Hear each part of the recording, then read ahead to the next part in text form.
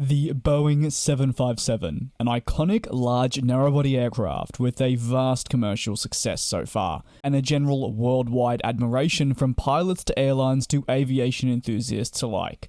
What's the story of this flying pencil? Why was it built, and what purposes did it serve? Also, what might its future be in the industry?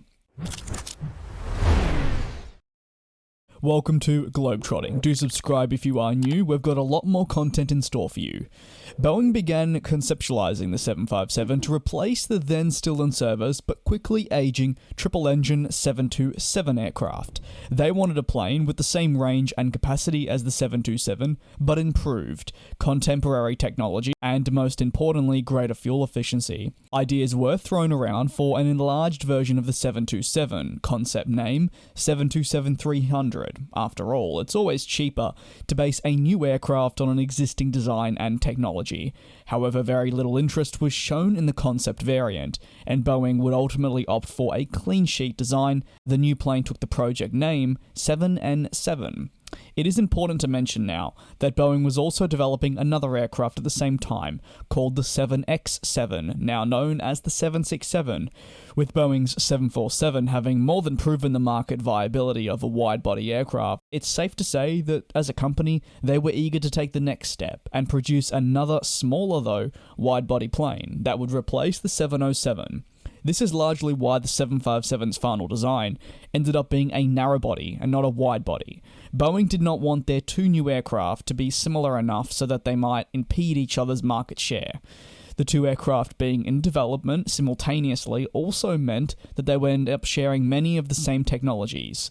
So much so that their cockpits were nearly identical, allowing pilots to switch from one to the other very easily.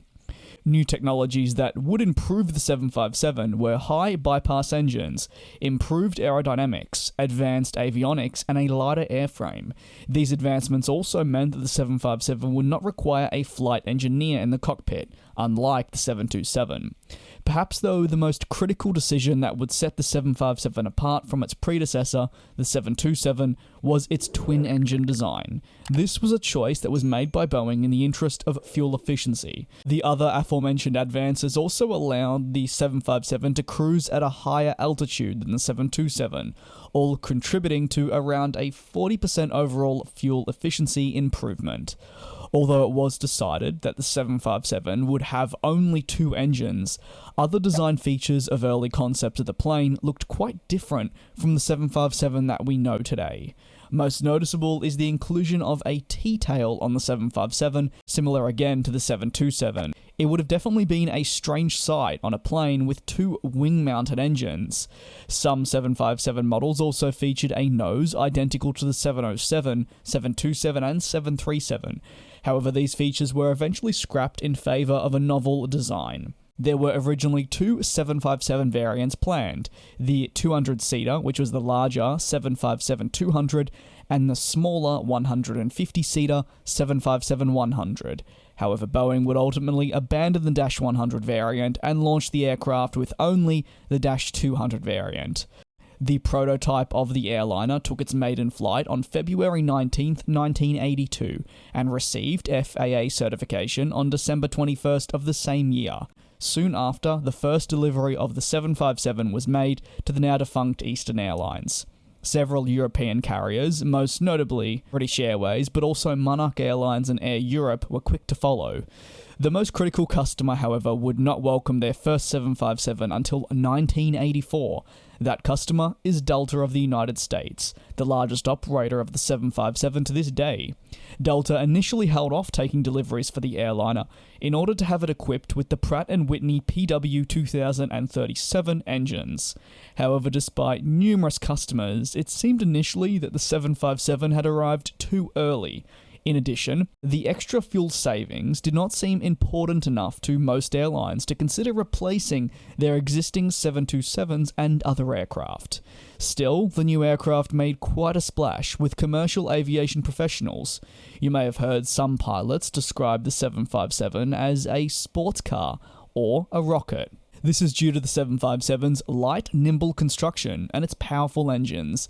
These combined to give it a massive thrust-to-weight ratio, which allowed for a much shorter takeoff speed and lengths, especially when compared with the 727. In addition, despite being a narrow-body aircraft, the 757 was discovered after entering service to create so much wake turbulence that the FAA, the Federal Aviation Administration, had to revise its designation to heavy. However, the 757's commercial success would come soon, as fuel prices again began to climb in the late 1980s. The 757 also saw commercial success in the air cargo market, with the cargo variant launching in 1985 with an order for 20 of the aircraft from UPS. Following the slow but sure success of the initial variant, Boeing in 1996 launched the 757-300 with Condor Airlines. It was a stretched version of the -200, allowing for an additional 50 passengers. The -300's extra-long, narrow fuselage was what truly earned the 757 the nickname of the Flying Pencil. Unfortunately, though, the -300 would ultimately be a commercial failure, especially when compared to the -200, with only 55 units being ordered, less than 5% of all 757s that were ever made. The most notable customer of the -300, however, would be the United States government, which ordered 4 heavily modified airframes for transporting government officials. After producing an impressive 1,050 units, Boeing delivered the final 757 to Shanghai Airlines on April 27, 2005, marking the end of a 23-year program. However, even though it's been almost 2 decades since the 757 productions ceased, the airliner has found a new lease of life that has been squeezing year after year of service out of it. In short, airlines, most notably Delta, have been using the 757 to operate transatlantic routes, which was previously impossible due to FAA restrictions. The 757's high capacity and long range, combined with its ability to land on smaller runways, make it ideal for this role. This is a niche that Boeing has now left vacant and is scrambling to fill with their next new airliner. And until that next new airliner comes, Delta and other airlines are stubbornly refusing to retire their aging 757s, notably taking a look at the upcoming Northern Pacific Airways, who will be utilizing the services of the Boeing 757 for their launch. So, the Flying Pencil, it looks like it can remain in the skies for at least a little longer, with Delta noting that they will extend the life of it through to the 2030s, alongside Northern Pacific, hoping to keep it for many, many years. What are your thoughts on the Boeing 757? We hope you enjoyed this deep dive into the story of the wonderful aircraft that it is. Thank you very much for watching. Do subscribe to GlobeTrotting, as we have much more aviation analysis on the way.